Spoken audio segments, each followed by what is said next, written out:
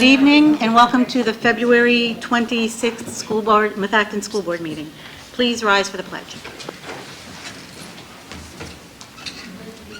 To the flag of the United States of America and to the republic for which it stands, one nation, under God, indivisible, with liberty and justice for all.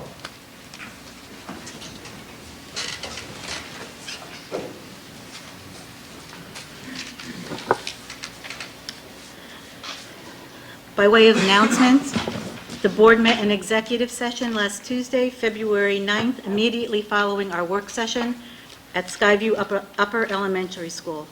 The purpose of the executive session, as permitted by the Pennsylvania Sunshine Law, Section 8A, subsection 1, was to, after independent investigation without board involvement, discuss with legal counsel personnel matters relating to potential employee discipline. Attendance, all board members are here this evening. Moving on to recognition of guests and scheduled speakers, Dr. Quinn. This time I'd like to introduce Dr. Fay, who will be doing a presentation on our special education program, and I would invite the board to sit out in the audience for that presentation.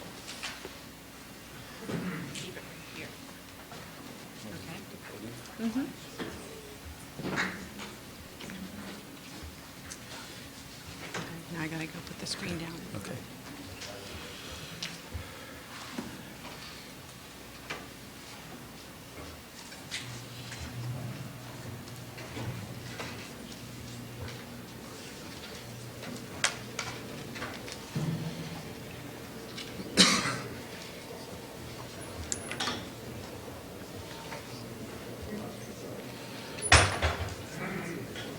I'll press start.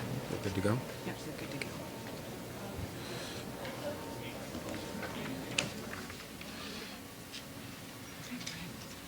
Good evening, everybody. It's my pleasure to discuss one of my favorite topics this evening, and that's special education.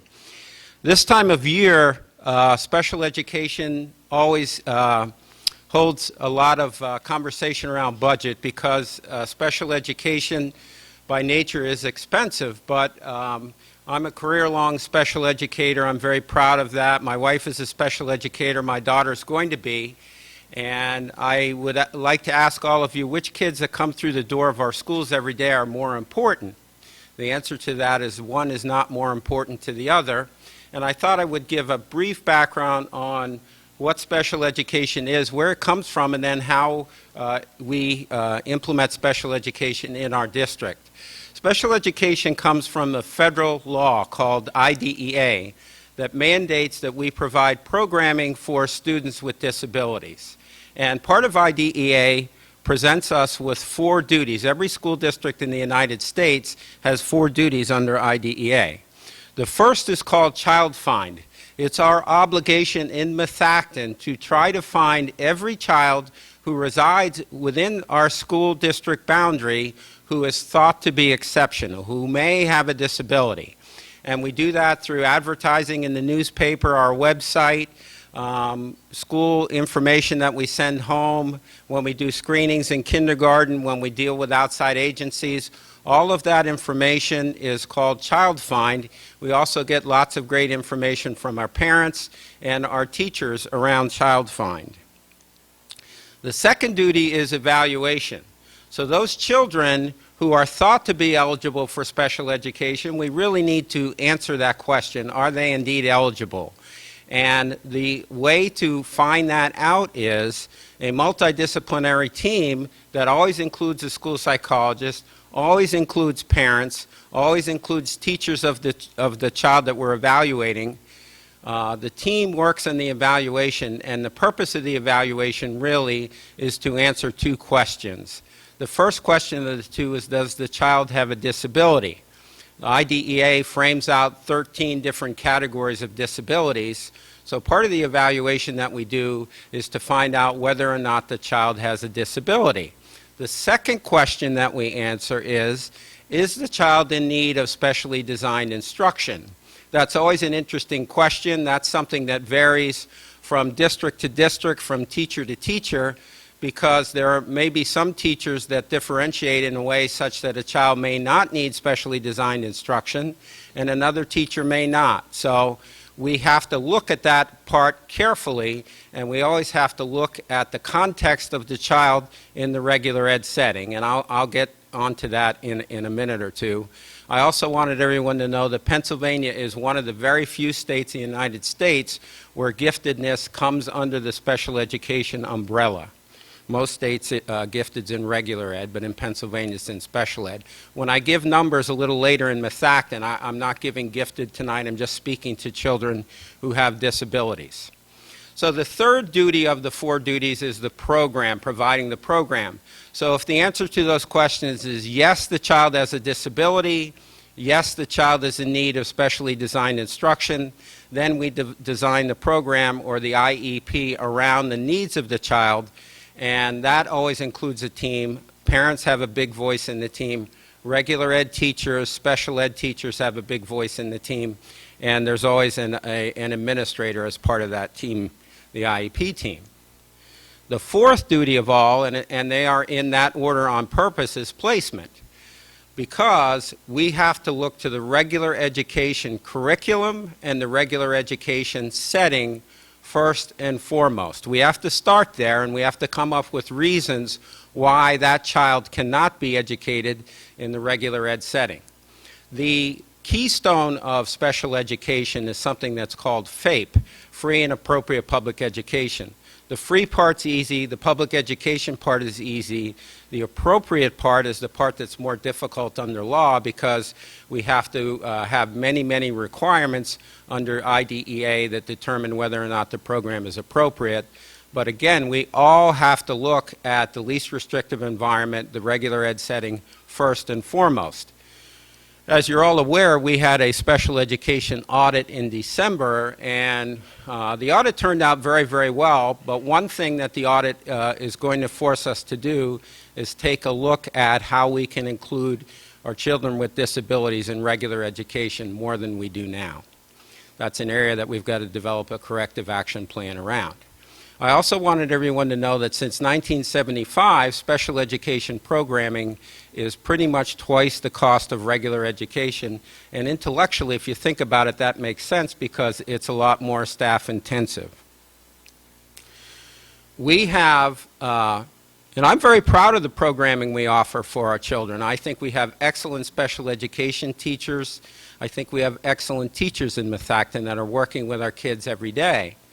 We have to provide under law something that I always call the menu, and that would be for a child who, let's say, needs speech and language therapy once a week for a half an hour. So that would be a very minor program, to children who need special education all day long in a self-contained setting, to children who maybe their incidence rates is so low that we have to send them out of district. But you'll see in a slide that that's very, very few. We've made a lot of great progress in that area. So we have, as related services, speech and language therapy, physical therapy, some medical services depending on the needs of the child. Some of those services we have district employees, some of them we contract for those services. I wanted everyone to know that 25% of Methacton students have an IEP. This represents an 88% increase over the last 6 years. So, here's how special education plays out in our school district. You can see the number of special education teachers and support staff and students by building. Let's say Arrowhead, for example, which has a shared emotional support teacher and learning support teachers and instructional assistants and personal care aides for 25 children. So you can see from school to school that it is very staff intensive. We do have a lot of staff working on behalf of the children. Part of their role is to help the children be included in regular ed. And again, that's an area that we need to continue to strive for. We have teachers and we have assistants that provide support.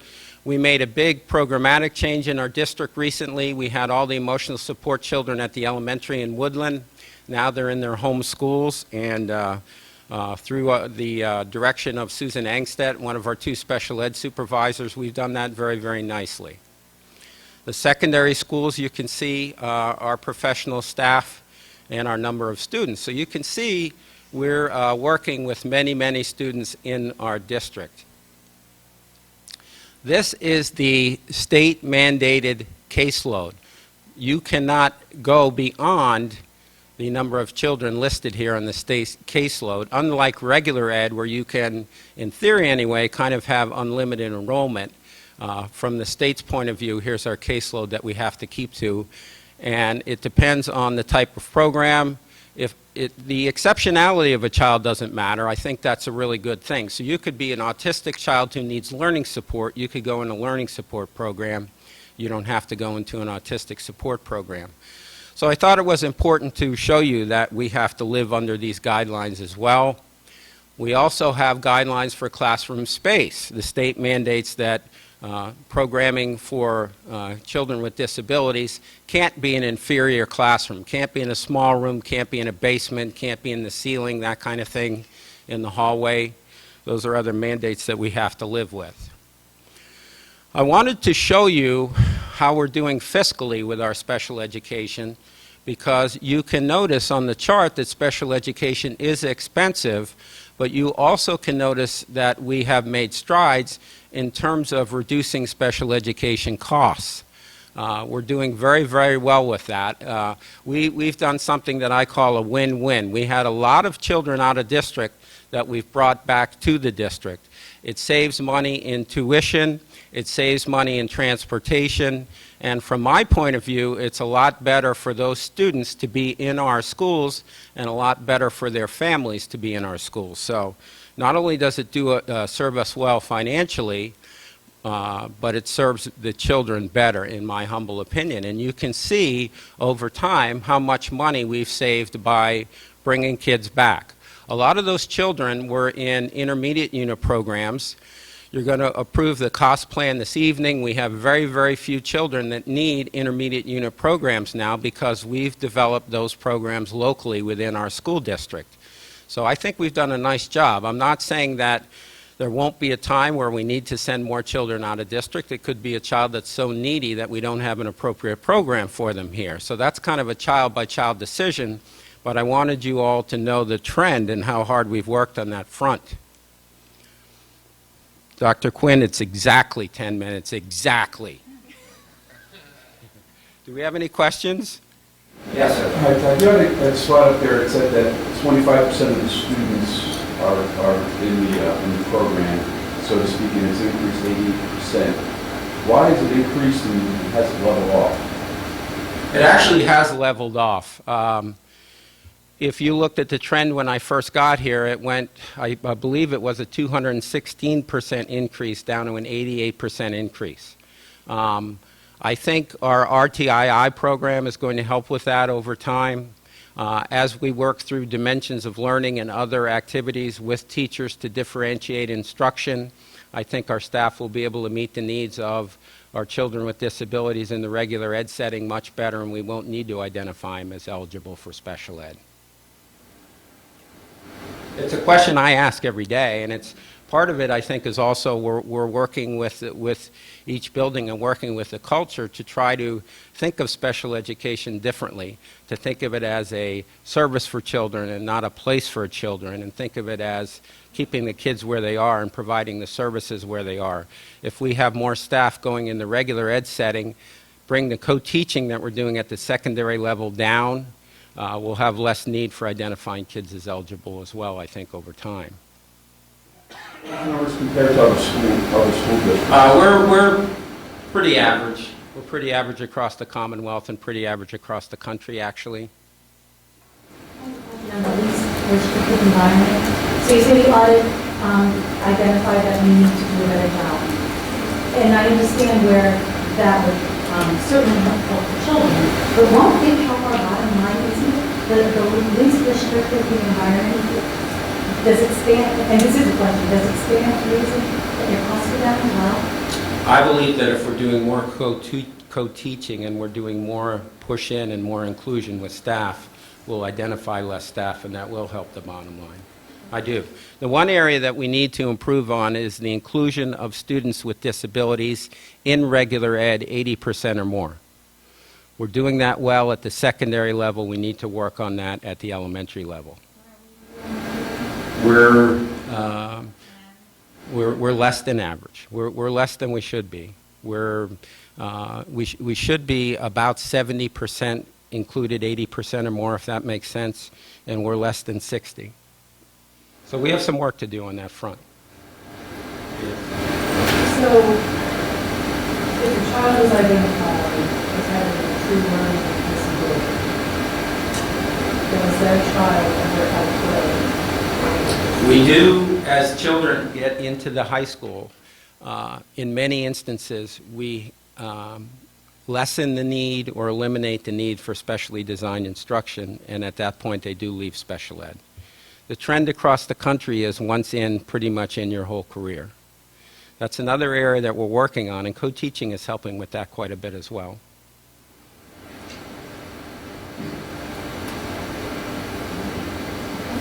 Thank you very much.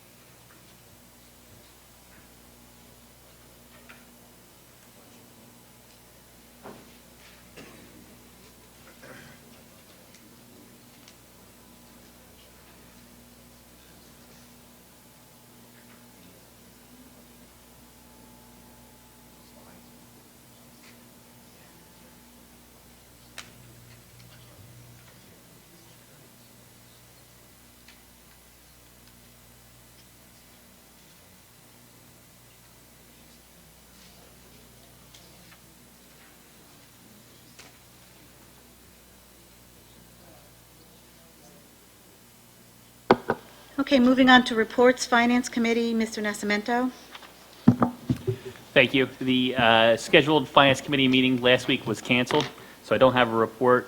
Stuart, anything you want to add before the fiscal items, or you just want to cover everything during fiscal item? Okay, so nothing to report then. Okay, very good, thank you. Mrs. Shackelford, Policy Committee. Yes. Dr. Quinn, Mrs. Woodring, and myself met at the Farina Center at 9 a.m. on March 19th and March 26th to review policies. The following policies have been reviewed and are ready for a first reading. Board approval will be in March. 009, which is resource materials, is revised to establish procedure to follow if a parent or guardian wishes to request a reconsideration of a resource material. 333, professional development, is revised. PSBA recommended. It includes references for new staff development and includes child abuse training and reporting. 806, child and student abuse, is revised. PSBA revised to include new requirements from Act 126. Specifies, specifies mandated training for child abuse recognition and reporting. 818, contracted services, is revised. PSBA revised to include new requirements from Act 126. This policy will ensure that independent contractors and their employees comply with the mandatory background check requirements for criminal history and child abuse. Policy 141, school-related organizations, defines the roles and responsibility of parent organizations. We have scheduled a separate meeting on March 19th at 10 a.m. at Farina with the shareholders to discuss this policy. That's it. Thank you. Thank you. Property Committee, Mr. Phillips. Good evening. Tomorrow night, we have Worcester's taking its a vote on the field ordinance or the light ordinance. They said that should be about a 5 or 10 minute meeting because they had 3 changes to their first rendition or fourth or whatever it might be, but they have 3 changes to that. So that should go off tomorrow night. Also, I don't know if you want to discuss, we got, our RFI went out for land development for attorneys. We had 4 responses back, and I don't know if you want to take the time to go over that in this section, or do you want to go under the, under? Okay. So, if Tim, yep. Yeah, we put an RFI out to attorneys. As most of you probably know, Eric Fry had donated his services through the lighting ordinance segment. I'm sure he didn't anticipate it was going to be this long, but it is, and it did. But now we have other issues. We're moving into different phases, and so we put an RFI out for other attorneys who do this type of work. We had the response from 4. I sent an email out to the board and asked them to review the summary that we got from Dr. Quinn last week, and putting it out for comment from any of the board members here. We need to do this with some haste, as these other issues are coming up very, very quickly, and we need counsel. What we're up against is the land development part, which we have impervious coverage issues, setback issues pertaining to the fields. The design on the, as far as the plans, they're 70–80% done, but there's issues that have to be discussed with the township, and legal services are now required. Out of the 4 people there, one that I recommended was Kaplan Stewart I think it's Kaplan Stewart Conte, but they were about $295 an hour. Very good. They're a pit bull type of firm for his land development. Very expensive. Also, we had Fox Rothschild on there, which in my experience, I haven't seen the type use, the experience that I've seen with Kaplan. But we also have Bartle's firm on there, which has represented Abington School District in a very similar situation. They had, it was probably about 10 years ago, where they wanted to put lights up in the fields, and they had residents fighting that project, and Bartle's firm represented the district, and they succeeded in getting the fields and the lights, and that's where I'm sitting as far as, and they're $150 an hour versus $300. So out of the top 2 picks I see. Do we have any other comments from any other board members? Okay, so what I'm going to ask for now is, are you done with your report? Yeah, I can make a motion. Actually, what I would like to do is make a motion to place this further down on the agenda. So it is an item we're going to take action on this evening, and so we'd like to have the community to have the opportunity to vote on it. So do I have a motion to place this vote further down on the agenda? Mr. Phillips, second. Mr. Nascimento, all in favor? 9-1, motion carries. Thank you. And we'll move on to our technology report, Mr. Roth. Okay, previous to this meeting, we did have a technology committee meeting. Had a very packed agenda, but I wanted to highlight a couple things here. One of them is the wireless update. Basically, the rollout is nearly complete of all Methacton buildings having a wireless network of some type installed into the buildings. They're going to focus the work now on the rest of the elementary schools to get them fully wireless. That's to be done by May 1st. And actually, we had to jump on this because of a potential price increase in the equipment and the cost of the project. So basically, the goal will be to have that all Methacton School District mobile devices, iPads and the such will have access in all buildings. We're working on the printer consolidation project and getting some information from that. And Troy Stovic gave us a good update on that and how that's going to go on. And they're going to be meeting with the building principals soon to get an idea on how to best implement that program. And also, the Methacton Educational Technology Standards basically was defined as what the students must know before leaving 8th grade as far as technology goes. So that way, each student that after they go out of 8th grade will have a base knowledge of technology that the district needs to ensure that they all do. So that way, it doesn't matter on which teacher they get, all teachers will be teaching the kids the same level of technology. And then last but not least, the board is now looking at the planetarium, and some board members and Dr. Quinn had a very good visit, and I believe we're going to get an update even more so on the future of the planetarium and how we can best utilize that very, very important space we have there. And that's it, basically, in a nutshell. Thanks. Thank you. North Monco Technical Career Center, who's doing it this month? Mrs. Woodring?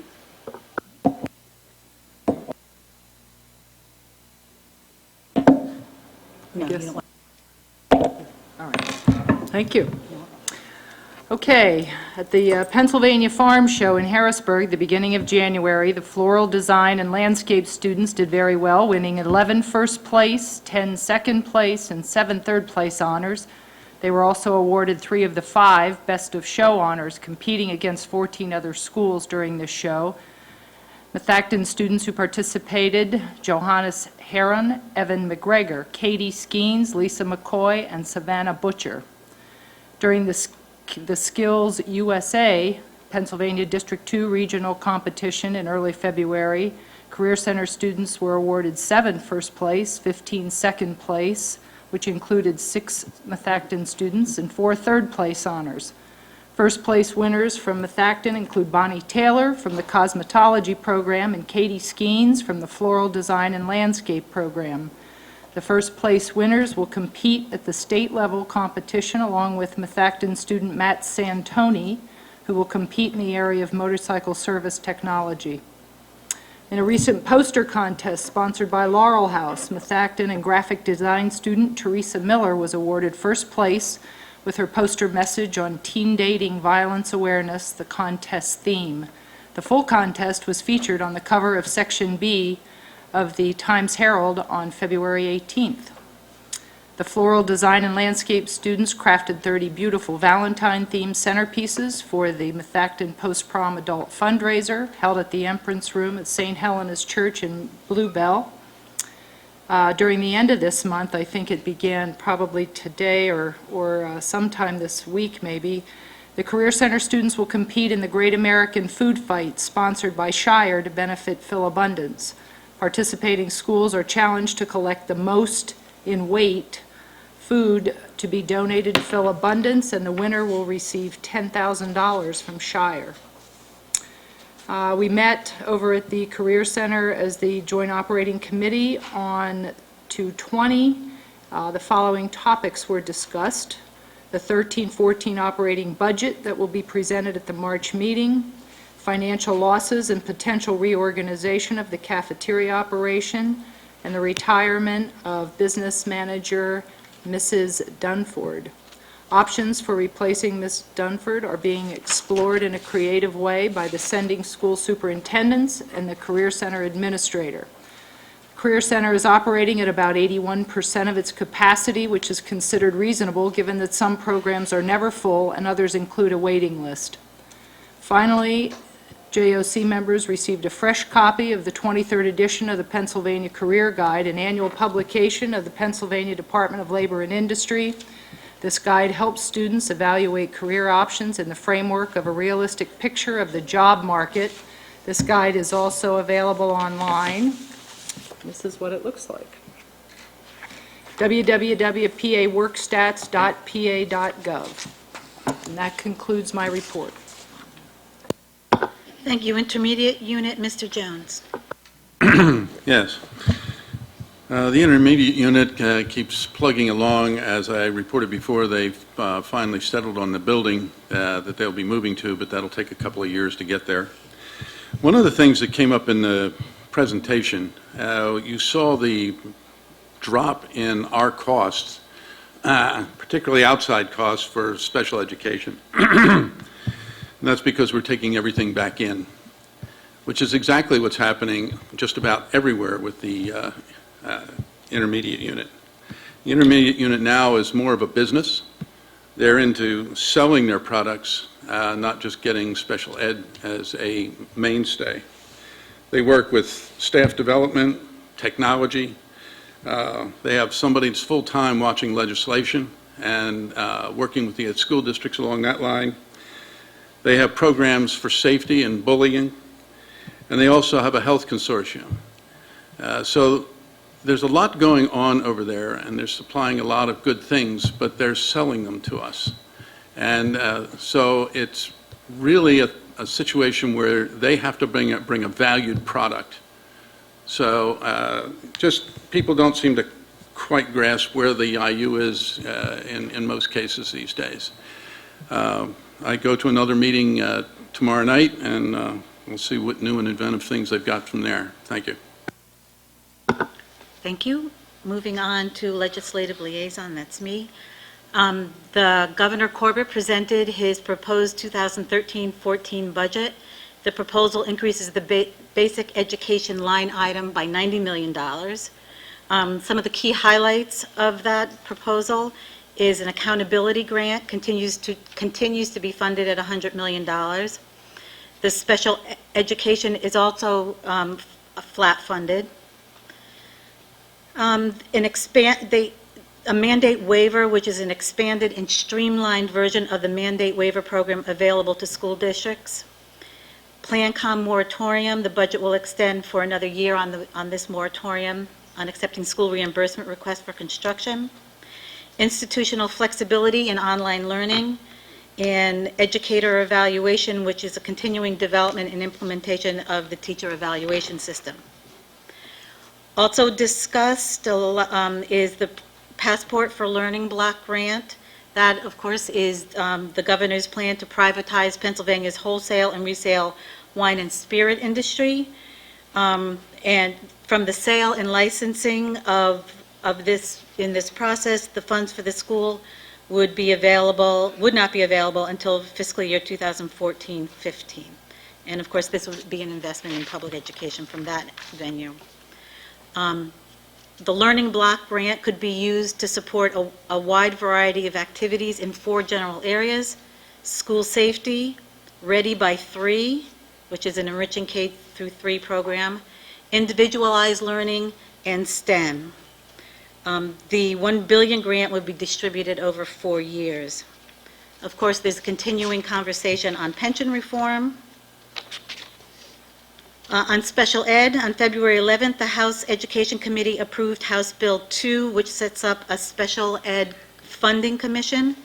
This bill would create a 15-member commission to develop a funding formula to determine the distribution for any increases in special ed funding over the level of funding for the 2010-2011 year, which goes back to the earlier special ed the funding hasn't been increased in 6 years, I believe it is. Some House bills. There's been some proposed bills to revise the current formula for cyber schools. And there's also Seth Grove is proposing a bill to allow school districts to furlough employees for economic reasons, which we cannot do at this time. House Bill 555 will require that school districts provide Megan's Law's website information to aid parents in determining safe walking routes to schools and school bus stops. And House Resolution 53 establishes a select committee on school safety and security. Over in the Senate Bill 193 requires school nurses to have CPR certification. There's many Senate bills out there. I'm just kind of highlighting some of them. Senate Bill 442 exempts school administrators from Act 45 requirements if their respective schools or school districts make AYP for 3 consecutive years. Senate Bill 443 amends the school code to eliminate primary elections for school board directors, and Senate Bill 470 would amend the school code to establish this special education funding commission that I spoke of earlier. Last week at the work session, we had a conversation about this district becoming more involved in legislative advocacy. Mrs. Woodring and I attended a legislative committee meeting at Great Valley School District they're up and running with the committee and have some very effective and some very far-reaching programs. So we actually saw an advocacy program at work. This afternoon, Dr. Quinn and I met with Tina Valletto, who is our Region 11 legislative rep. She's an attorney, and she's also a school board president for the past 6 years at Cheltenham. She has an extensive amount of knowledge in this area, and actually will be presenting to the entire board, which she shared with us today, about advocacy programs, about hot issues in Harrisburg at our March 12th board development seminar. So I'm excited about that, and that's my report. Moving on to curriculum, instruction, and staff development. Dr. Barry. Under the area of staff development, I provided you with the monthly Act 48 committee report. One item just to highlight, about halfway down, February 11th through the 13th, we had 15 staff members attend the Pennsylvania Educational Technology Expo and Conference, commonly known as P&C in Hershey. 9 of those participants were funded through our Title I federal grants, the rest through our Title II federal grants. It was an excellent conference with a lot of exposure to different technology products, skills, instructional methodologies that have really sparked interest in our staff. And as Mr. Roth mentioned, this is perfect timing as we're getting ready to roll out the METs. And I wanted to continue with my report with that.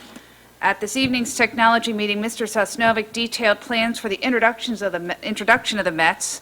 Neither an opera house nor a baseball team. METS stands for the Methacton Educational Technology Standards.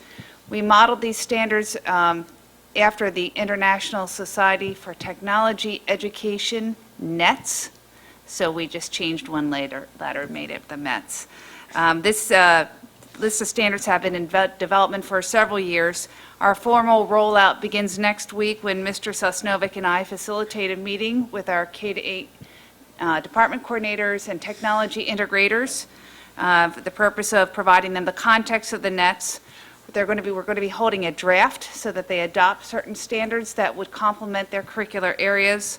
They'll be bringing them back to their subject area teams, who will discuss how to revise the curriculum and what ongoing professional development, as well as possible infrastructure, hardware, software, would be necessary to see them brought to fruition. Professional development and ongoing program evaluation will follow as we establish the scope and sequence of technology skills and competencies and understandings for our students. On a separate topic, we've been busy planning for next year's newest Methacton students. Last week, we held a kindergarten readiness program here in the LGI. We had a panel of teachers, counselors, and administrators to present an overview of our kindergarten program and provide ways for parents to help their children prepare for the beginning of their formal schooling. And today I met with representatives from area preschool providers to strengthen our relationship between early childhood providers in the area and our district. The meeting was very productive. We had great dialogue about ways we can continue to strengthen our relationship and ease that transition for our newest students. Finally, PSSA preparation has begun. Well, it really began several months ago, but it's really formally begun in our K-8 buildings. We've held meetings and webinars and trainings conducted for staff, and teachers are ensuring that essential content is being learned by our students. The PSSA writing assessment will begin for grades 5 and 8 the week of March 11th, while reading, math, and science will be tested in the month of April. Also of note, results from our first administration of the Keystone, the results are anticipated next Monday, so stay tuned. Thank you. Thank you. Community Liaison, Mrs. Barone, and Mr. Roth. I have no report for Lower Providence. Okay, for Worcester, as Mr. Phillips brought in his report regarding the lighting ordinance, that's been the focus of what's been going on in the township with regards to the school district. And as Mr. Phillips stated, on February 27th, the ordinance, the supervisors will have a meeting to approve the ordinance as they had changed it, and then that ordinance would be approved for advertising. And then, Jim, correct me if I'm wrong, are they going to then vote it if everything goes through and after they have discussion on March 27th, or are they doing it in April? When is the final vote on that? It all depends on 30 days. Right. So they're So going to we- have to have another special meeting, and I would say wait until they vote and announce that tomorrow night. So that would be the best bet. Because there was some conflicting information regarding that floating around, and I wanted to try to put that to rest too. So we'll find out tomorrow night at that supervisors meeting, that special meeting they're having. Other than that, that's the end of my report. Thank you. Thank you. Let's see, moving on to Home and School Liaison, Mrs. Barone. This evening, we have Arrowhead Home and School here today. That's Allison Lorente and Suzanne Hoy. So welcome.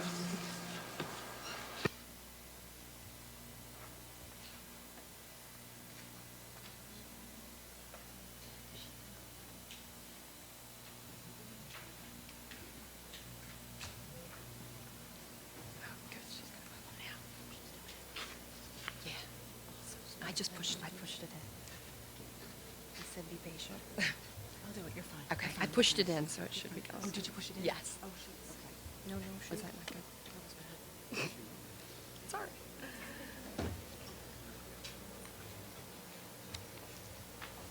All right, I can talk while you're doing that. Okay, hi, I'm Allison Laurenti, and this is Suzanne Hoy. We are the Arrowhead Elementary Home and School presidents.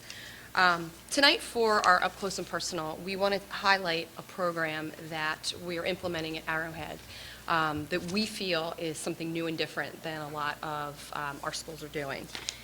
And the program is called Watchdog Dads, and we're going to show you a short 10-minute video on the program. It does it much better justice than anything that I can sit up here and tell you about the program. But before we do that, just a few things that I want to point out. One is, I know the word watchdog implies security, and the impetus really for us looking at the program was indeed the events at Sandy Hook in December. However, the more that we get to know about the program has so many other merits outside of just security. And again, you'll see a lot in the video about just, all of the positives with involving dads in the school. And the program was also brought to our attention by Mr. Roberts. It was up and running at his old elementary school, so I'm sure he can tell you about the merits of the program and answer any questions that you might have. And then before we start the video, just a few other data points. We are planning a pizza kickoff on April 19th, which is basically a recruitment event where we invite students and their dads, grandfathers, significant males in their lives to come to this pizza kickoff where we start to populate the schedule and invite them to participate in the program. That's April 19th, and the goal is to have it fully up and running in the school by September of 2013. So that's that. And now we're having technical difficulties.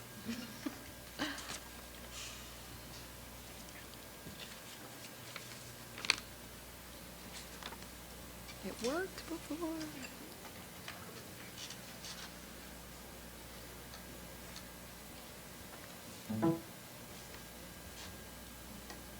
Is it going? Okay. Lights are flashing, discs are churning, that's good.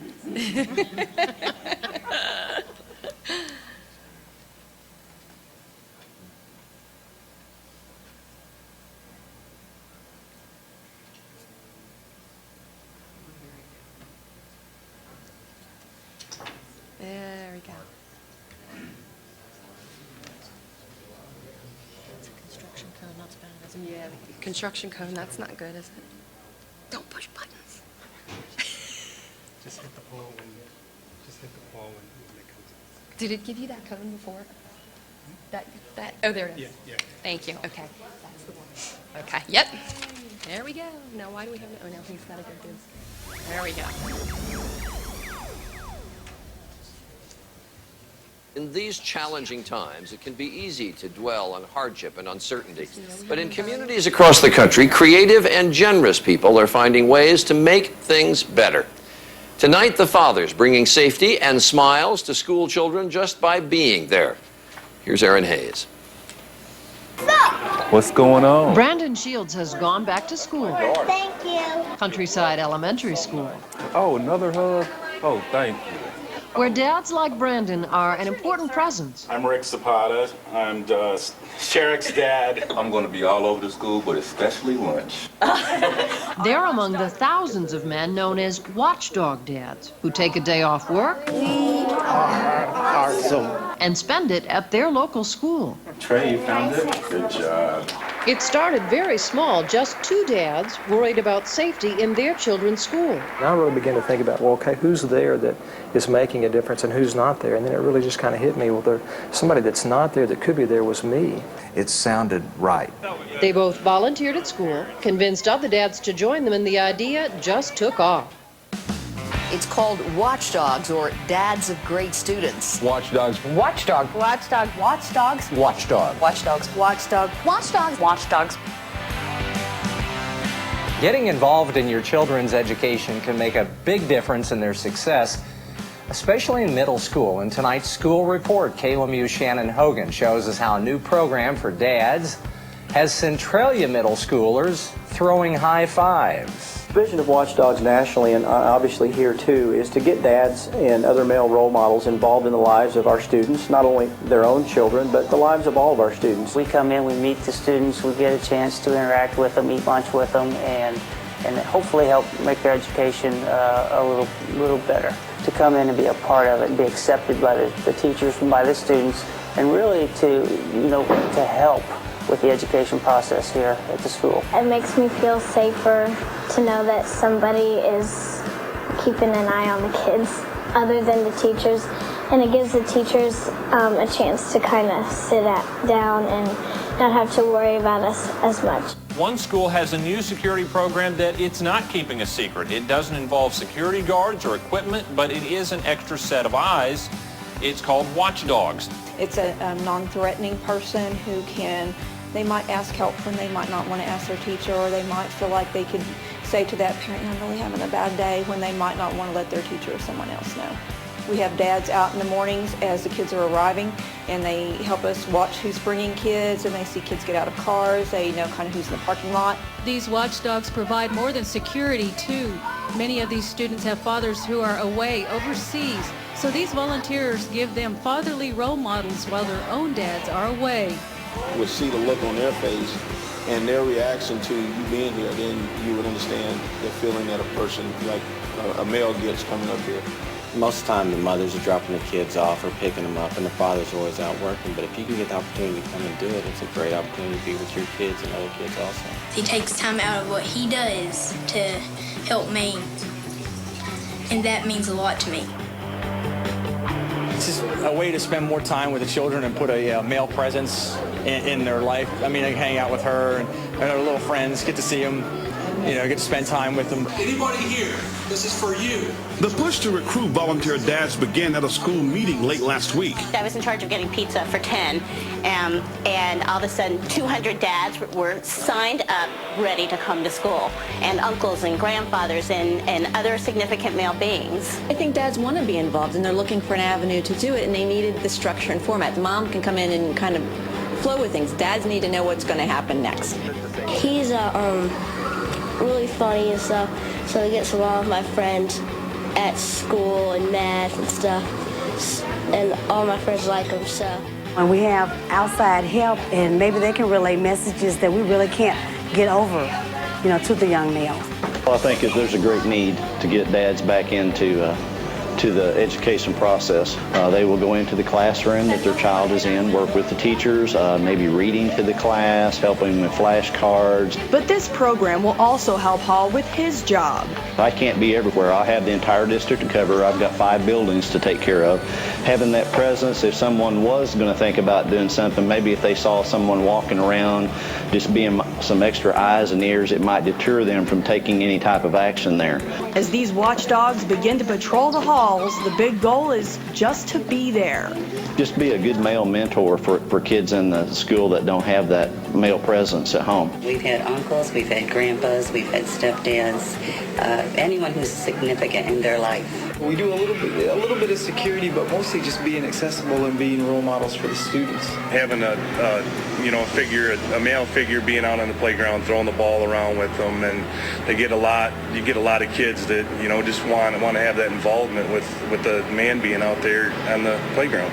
I think that oftentimes they don't know how to be involved, and so this really is a good format. We give them very great specifics of what to do throughout the day and how they can be involved in the school. Research shows that if a dad will, we call darken the doors of the school 3 times a year, that makes a huge difference. Most of the time when I see a dad, it's because there's a problem. And we want dads to be able to come to school when there's not a problem, when it's a positive situation.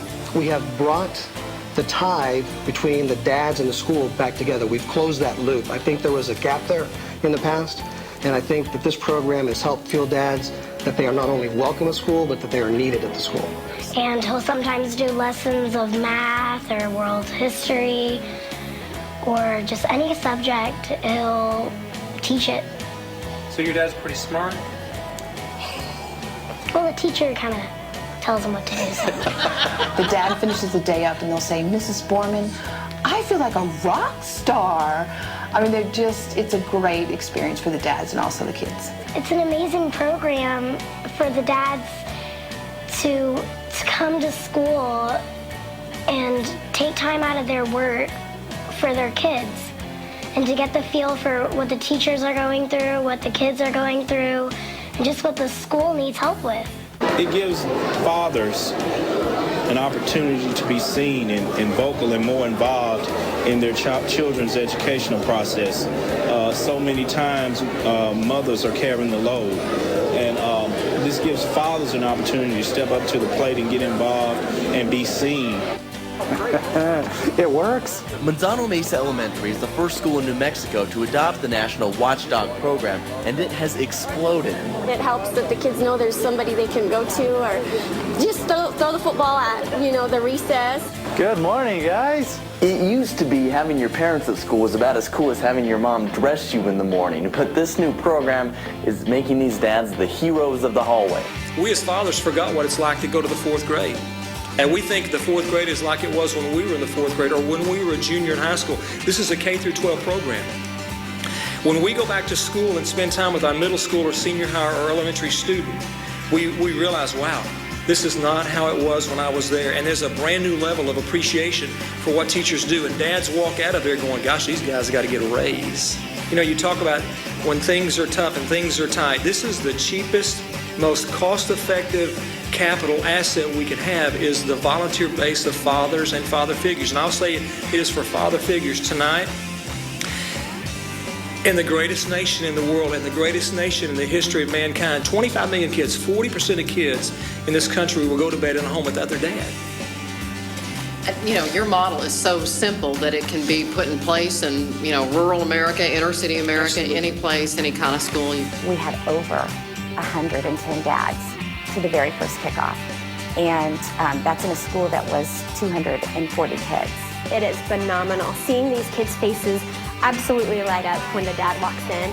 They love it. Many report fewer discipline problems when the dads are around, and they bring skills. I'll give you a little tip. Take the hammer, hold it down way at the end, like this. These help out a lot, and I love it when my dad's a watchdog. We need to really show that we're all here united for the kids. And we just have to always do that. The great thing about it is I'm able to see my own children along the way.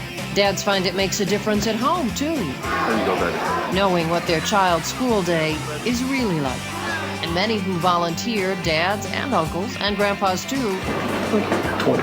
You got it. are glad to be there for children who don't have a dad at home. People ask me all the time, why has this been so successful? And the answer is really simple. It's the right thing to do. You gonna be at practice tonight? Yeah. All right. And that can make all the difference.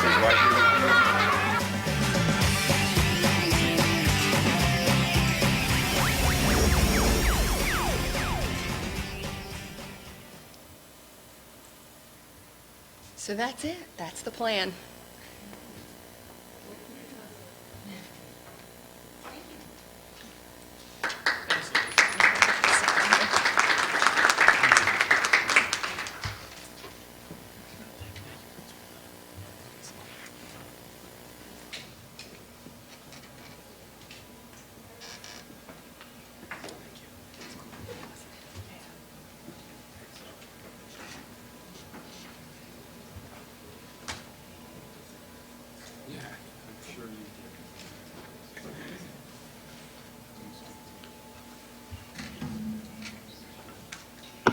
Kathleen, you have any further? Okay. Then we'll move on to student board representatives, Mr. Wu. The Habitats for Humanity Club is currently working with our COLA students in order to plan a ultimate Frisbee game where all the proceeds will go to the local Montgomery Community Habitat for Humanity chapter. And along with this, the Robotics Club has a flapjack fundraiser at Applebee's from 8 to 10 a.m. This Saturday. And the Kids Against Crisis Gotwells program, which is when the students of Kids Against Crisis every other Friday go to Gotwells, which is a impoverished school in Norristown, in order to help out the teachers in educating the students. This program is a complete success, and the students of Gotwells have received distinction for their PSSA scores despite their financial situation. And there are additional 150 students who are enrolled in the school. So what Kids Against Crisis does for the school every other Friday is necessary because the school is understaffed, and our high school students are trying their best in order to help out there. That's all I have. Thank you. Thank you. And Superintendent's report, Dr. Quinn. 2 items. As science fair season begins again, I'm happy to report that Methacton High School is the single largest participant in the Pennsylvania Junior Academy of Science regional competition. Methacton students garnered 23 first-place finishes for projects ranging from cancer research, as in the case of a new strategy for cancer cure, synergism of botanicals and chemotherapeutics, to agricultural, as in the effects of antioxidants in free radicals on seed germination. All first-place award winners are invited to compete in the state fair to be held at Penn State University in May. And secondly, 10 of Methacton High School's art students have had their work selected for exhibition in the Pennsylvania State Education Association's Touch the Future art show. It's an honor to have work selected for display in this juried show, and each year we're proud not only to have our students participate, but to be selected as winners. That's my report. Thank you. Before moving on to public comment, I'd also like to make a comment on the RFI that went out for the attorneys for the field project. I'm sure that all 4 of the attorneys that submitted would do a good job. I think the person that would do the best job is the firm of Dishel, Bartle, and Dooley, and specifically Eric Fry. He will be able to hit the ground running. He's familiar with all the parties, and many of the players will be the same with the lighting ordinance and as with the rest of the project. His fees came in at the lowest. One other firm matched his fee, and he has served as a local zoning hearing board member, and in addition, his firm also was the attorney for the Abington School District Stadium project. So at this time, in order to give the community more information as they prepare their comments, I'd like to make a motion to hire Eric Fry as our attorney to complete it, to bring us through completion of the TERS project.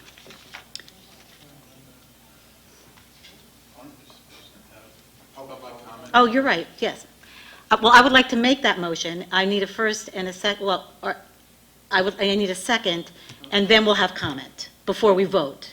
You can place on the agenda somewhere. So are we into the voting end of the schedule here. Right. I just want to make this. We're doing this separately? Actually, no, we can include it, we can include it anywhere. We can include it in, I just want to get it straight. yeah. What yeah. The recommendation was that the board make a motion to place on the agenda, which you did, then a motion for which firm. Once you have that motion in place, you can move it into the agenda, maybe under personnel, then give the public an opportunity to comment on the agenda, which would include that item. So that before you vote on it, there's been an opportunity to comment on it. So you'll make a motion, be seconded, then that name will be placed into the agenda as an agenda item. Public comment will occur, and then you'll continue on with the votes, including that one. Who's on first? All right. We're just trying to give the community as much information as possible. Okay. Convoluted as it is, I understand. Okay. So, do I have a motion? Yes. Thank you, Mr. Jones. Do I have a second? Okay. Now, do I have any comments from the board? Mr. Nascimento seconded. Do I have any comments from the board? Can I clean up the motion a little bit? Sure. Can I amend it? The motion is to appoint Dishall, Bartle, and Dooley, PC, as special counsel to represent the district in obtaining the required zoning and land development approvals and related governmental approvals for the fields and lighting projects as set forth in their response to the district's letter requested dated January 23rd, 2013. Does that bring us through to the completion of the project? Is there going to be anything other than that that they would be responsible for? That takes us through land development and the approvals. So that's the entirety of the project. Yes. Okay. So then, do I have a second to Mr. Phillips' motion? Mr. Roth. Okay. So, and now, do I have any comments from the board? If not, we're going to move this motion. Oh, I'm sorry. Didn't see your hand. I'm sorry. The difference, I guess, between I'm sorry, Dishall, Bartle, and whatever his name, how you pronounce it, and the last firm, the costs are the same, but the other costs are, that the first one is charging us additional postage, copying, filing, application fees. Is the last company charging those costs to us also? I don't see that here. So are we comparing apples to apples on these bids? I don't know how you can compare apples to apples because there's so many, the experience level is different, what they include in their per hour is different. Pretty much you have to analyze what you're getting from each firm and make your decision based on that. Christian? So I think for purposes of this, you have to assume that if they didn't call it out individually, that it's included, that theirs is 150, whereas Dishall's and Bartle's is 150 plus those costs. I think the cost is one component of it. The other piece is, the involvement that Eric's had with the progress and the project so far, and then secondly, the experience that they had with Abington. I think those two, by itself, make up for any discrepancy in price between the postage and filing fees. I agree with that. Fry's been here. What we don't need is somebody else trying to get themselves ramped up. I mean, he's been in the middle of this thing, and the cost is the same hourly, and the other ones won't be adding up to all that much anyway, I don't think. Any other comments from the board? Okay, then we will move this down into, as under personnel items, we will move this down to 17.18. Is that the end of it? Yeah. But now what I will ask for is any public comment on any board actions this evening.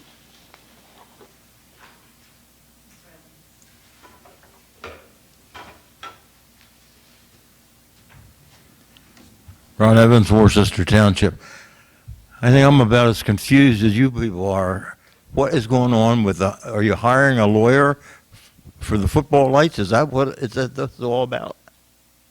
The motion was to hire a lawyer to continue through the situation is this. Eric Fry, who is an attorney at Dishall, Bartle, and Dooley, has donated his time as our attorney through the lighting ordinance portion of the entire athletic field project.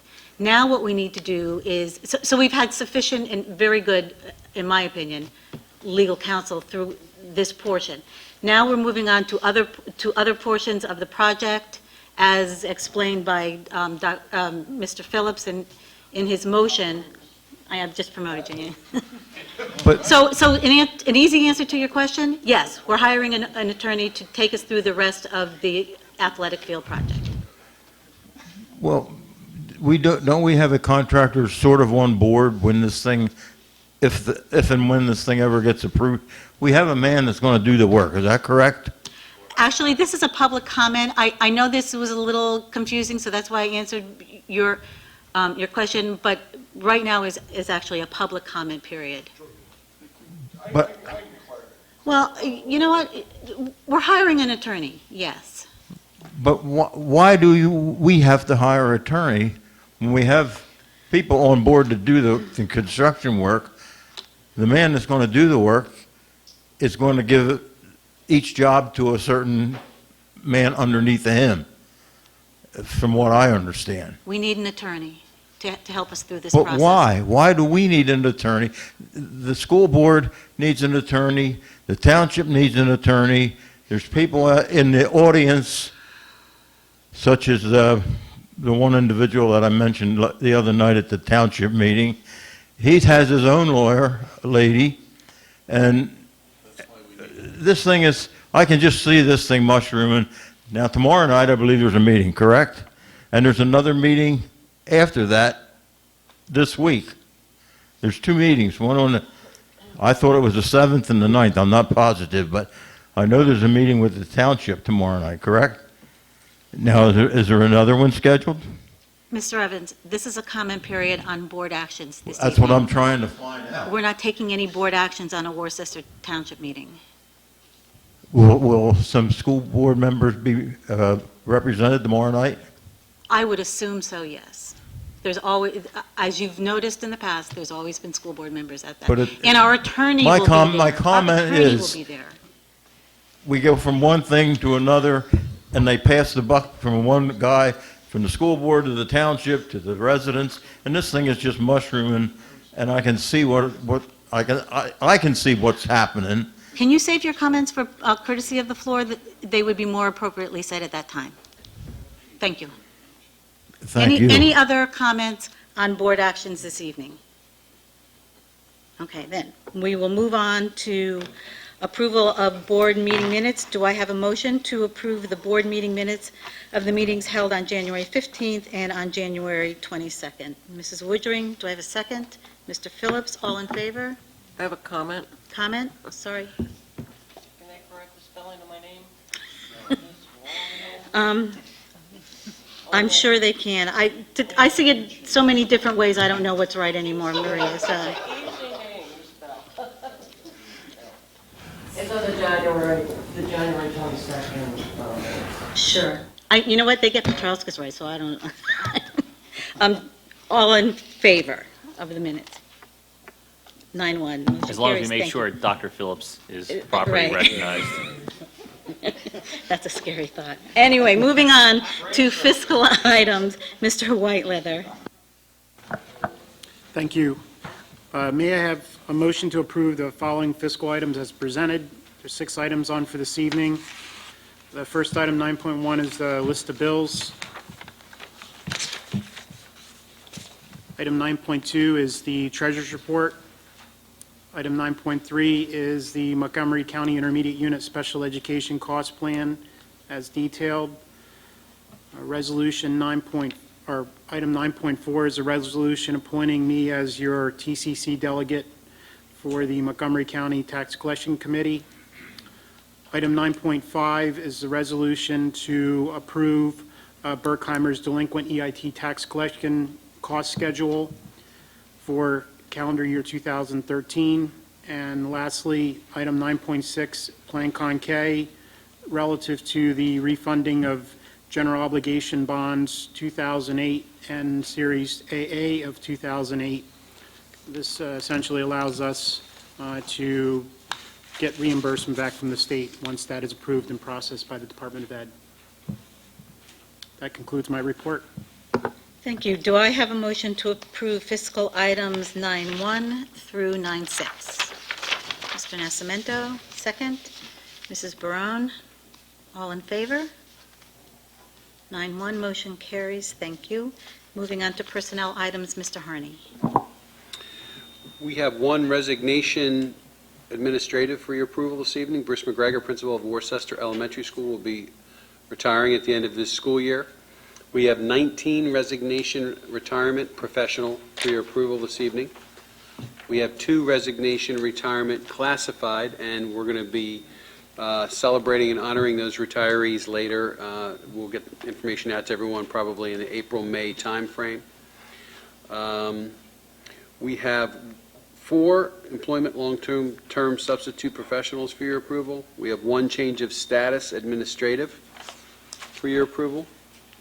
We have 1 change of status classified, and just to be make sure everyone has the same information. I know it was changed on the most recent. It's a massive change from $14.66 to $14.74, but I wanted to make sure that was stated tonight because the original agenda had that it was no change. We have 4 uncompensated leave professionals for your approval this evening. We have 2 supplemental contracts. We have 1 under community education, approve the attached list of community education instructors. We also have the approval of the attached volunteer list. And if we want to take that last item that was already moved by the board.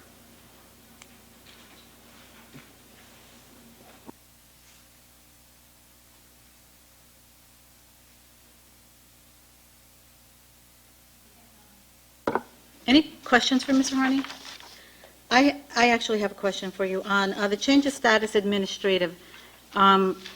This is a science teacher that is going to be acting as an assistant principal Yes. until the end of the school year? Mrs. Gravenese went out on maternity leave, and we're filling that position with a teacher from the building. Ms. Landis did interviews with potential folks to fill that position, and the selection was Jill Palmer at the high school. Okay, and all of the people that were interviewed, they all have the certification, or is that not necessary? It was preferred for this, but not necessary because Okay. of its assistant principal role, that it's really an acting role. Okay, thanks. Okay, so then do I have a motion to approve, no, first we need to approve items 10.1 through 10.17. Take 10.18. 10.17. There's no, that's advisements, I'm sorry, 10.16. Mr. O'Neill, do I have a second? Mrs. Shackelford, all in favor? That's 9-0, motion carries, thank you. Okay, moving on to 10.18. Do I have a motion to approve the motion previously made by Mr. Phillips to engage Mr. Eric Fry of Dishill, Bartle, and Dooley through the turf project? Actually, I already have the motions. All I need is a vote on this. All in favor? All opposed? Motion carries 8-1. 8-1, yes, thank you. Okay, are we all set on that? Moving on to policy, Dr. Quinn. I'm sorry, programs, Dr. Berry. Nothing under programs this evening. Thank you. Then moving on to policy, Dr. Quinn.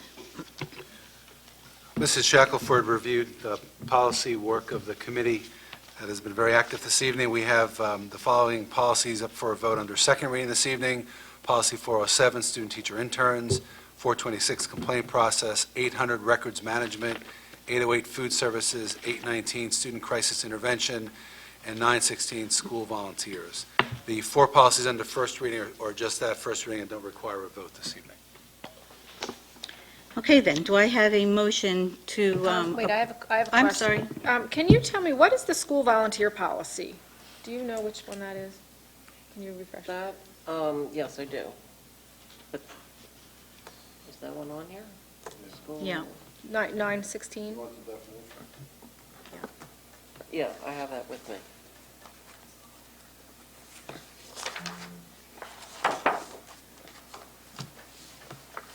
Mrs. Shackelford, while you're looking for that, we did agree during our policy meeting today that although the board would be approving that as a second read this evening, we would make the effective date of that July 1st, 2013. Right. But it is, yeah.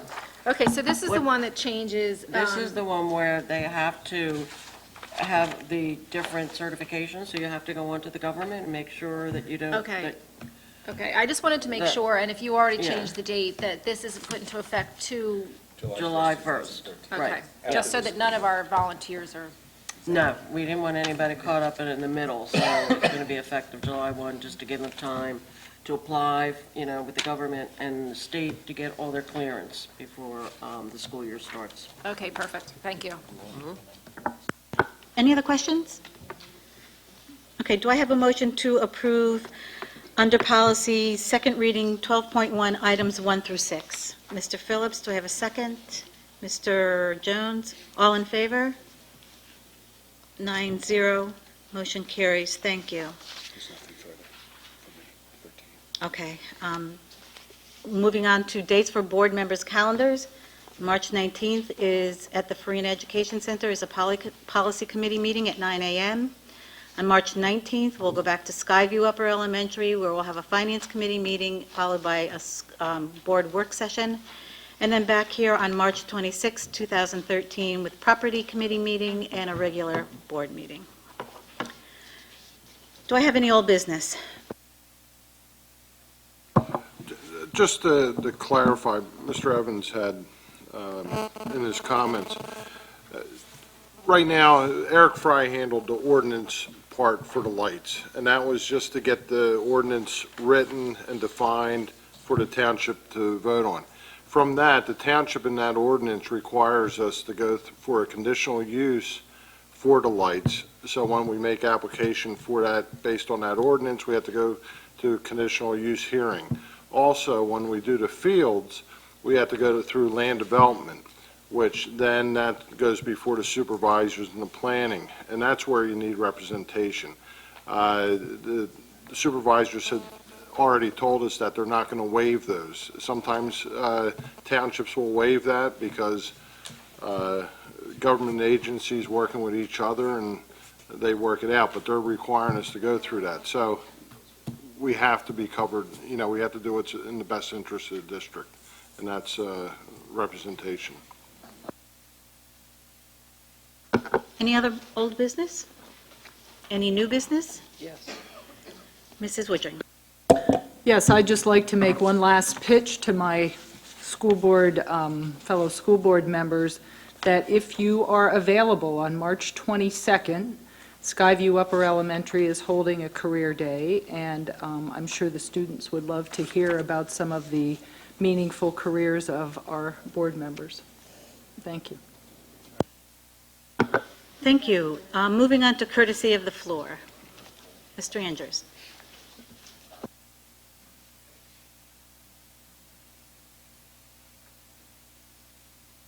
John Andrews, Lower Providence.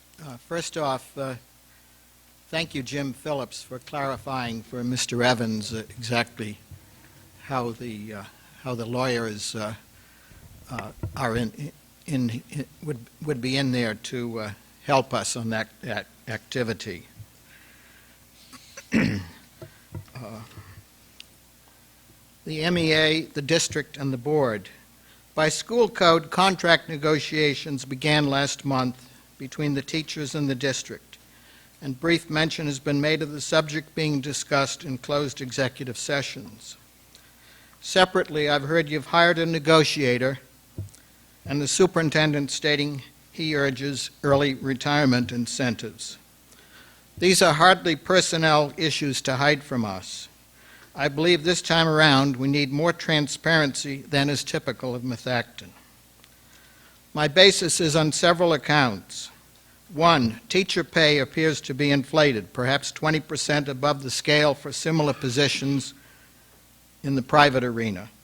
Two, we underutilize teachers. Three, teachers or the district seem slow to embrace technology. Four, we either lay off teachers or put more homes into foreclosure by taxation. And five, we avoid strikes by giving in, which is a weak negotiating position. Also, Mrs. Petrowska states no layoffs for economic reasons. I agree. However, school code allows layoffs for substantial enrollment decline. The fact is, K-12 enrollment is off 7% since 2006, and predicted to be off another 12% by 2022. For K-5, not that we have that today, enrollment is off 10% since 2002, and is likely to go 13% below the current level. These are all substantial numbers. Yet Dr. Quinn only admits to slightly lower enrollment, as recently as last night. You can't shrink class size due to fewer students while claiming to hold class size. Separately, Dr. Quinn says the state finds Methacton to be wealthy, implying there's no tax pain here. Yet the title of last night's forum used the phrase financial crisis. A number of parent queries last night were along the lines of, can't we do a better job of teaching, where help is needed, and why do we have so much debt? Skyview is a self-inflicted, costly mistake. I've put effort into delivering objective studies of places where we can economize without impact on education. I get a variety of comments. Some say, well done, and others, especially directors, offer silence. Is it because some state we are a republic and not a democracy? Maybe, since debate is integral to democracy. On another note, I uncovered 3 yellowed clippings of the first contract between the Upper Merion District and its teachers, a 14-page document from 1969. On the subject of the grievance procedures, one director stated allowing 90 days for resolution was excessive. He went on to say, that's way beyond the time allowed in the business world. On this note, I've read and know of numerous instances where serious issues are reviewed and settled in days, not months. Thank you. Mr. Andrews, I don't normally, nor does the district normally respond to public comments until the next meeting, but I want to point out that you completely misrepresented and mischaracterized the tenor of the community forum last evening as well as my comments. We'll have more to say about that next meeting. There were no questions last time, so there are no responses. Last meeting, so there are no responses. So we'll move on to communications. Mrs. Lynch.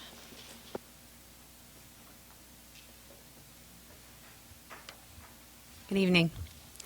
More than 60 individuals will attend this week's production of Little Women as part of the community education program's Show and Snack. This event is designed to encourage our senior citizens and others to attend the annual high school musical, while supporting the district's community education program outreach efforts. Next month, more than 40 presenters in the areas of the sciences, technology, engineering, the arts, music, and math will participate in Arcola Intermediate School's 3rd annual STEAM Day.